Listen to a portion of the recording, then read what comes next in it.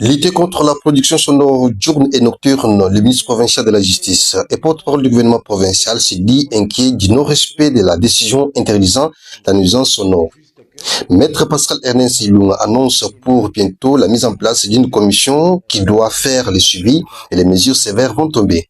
Pratiquement constitué, il ne reste qu'à lancer la commission pour qu'elle commence les activités. On a eu un peu de retard par rapport à certaines occupations qu'on a eues au niveau du gouvernement, notamment les séminaires du gouvernement, ainsi de suite. Ça ne nous a pas permis d'être sur terrain.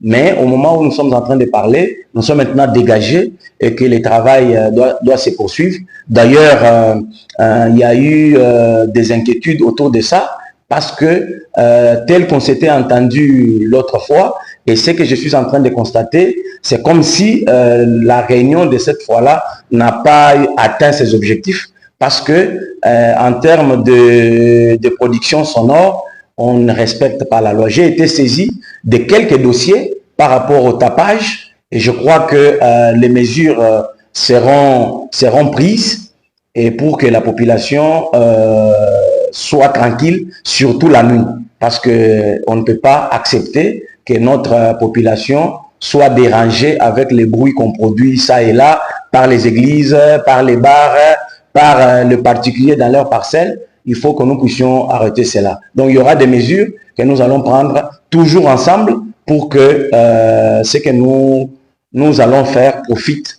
non à un groupe de gens. Accusé à tort d'avoir engagé une guerre contre les responsables des confessions religieuses, le patron de la justice au Kassai-Oriental précise que sa mission est de faire respecter les lois du pays et demande pas par la la même bonne occasion information aux hommes de Dieu ou de se c'est conformer. question seulement que les gens n'ont pas, comment je vais dire, la connaissance sur ce point-là. Ce n'est pas une guerre que je peux engager contre les églises parce que pour commencer, peut-être c'est une information, moi aussi je suis un homme d'église.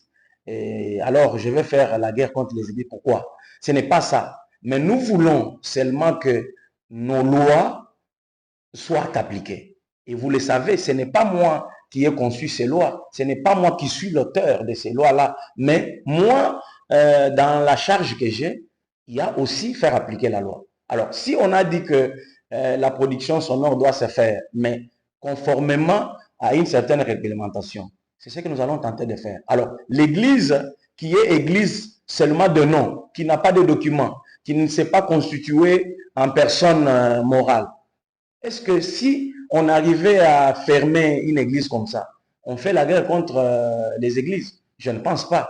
Mais au contraire, j'estime qu'une église, parce que leur travail, elles le font conformément à la Bible, je ne pense pas qu'un pasteur serait fier d'être pasteur d'une église qui n'existe pas sur le plan de droit.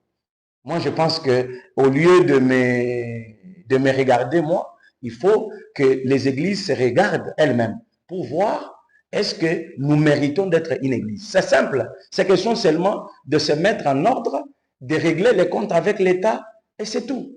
Et si en ce moment-là, il y a toujours des problèmes qui viennent de nous, on peut dire que je suis en train de faire une guerre contre les églises. Mais à partir du moment où, pour commencer, il y a des soucis avec l'État, c'est-à-dire les taxes, il y a des soucis avec ce que les églises font. Moi, je pense que notre mission, c'est de protéger la population. C'est ce que nous allons faire.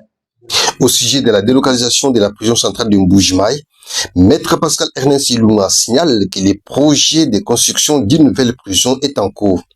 L'équipe du gouvernement central est à pied d'œuvre pour la réalisation de ces projets. C'est le site de Benantumba qui a été choisi pour construire cette prison. En fait, la prison sera construite par l'appui du gouvernement central en passant par le ministère national de la justice. Effectivement, on avait initialement prévu que ça soit de l'autre côté de Benampoui, mais lorsqu'on a essayé de faire les études de faisabilité, on a compris que il va notamment se poser des problèmes de faisabilité. On ne s'est pas entendu autour de 2-3 points. C'est ainsi qu'on s'est dit, comme de l'autre côté de Benantumba, c'est un terrain qui était déjà acquis à la province. on a dit, bon, comme ça n'a pas tenu de l'autre côté, ça va se faire à Benantoum. C'est ainsi que vous avez vu ces changements-là.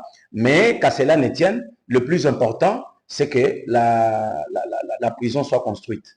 Et vous avez vu, la première fois, il n'y avait pas des experts et des techniciens, mais cette fois-ci, il y a une délégation de Kinshasa qui est venue avec des experts qui vont commencer par les études de ce terrain-là pour voir techniquement comment on peut ériger ces bâtisses-là à ce niveau-là pour le compte de notre province. Voilà, comme ça. Mais c'est juste que, comme ça n'a pas tenu comme annoncé, on a basculé vers Benantoum.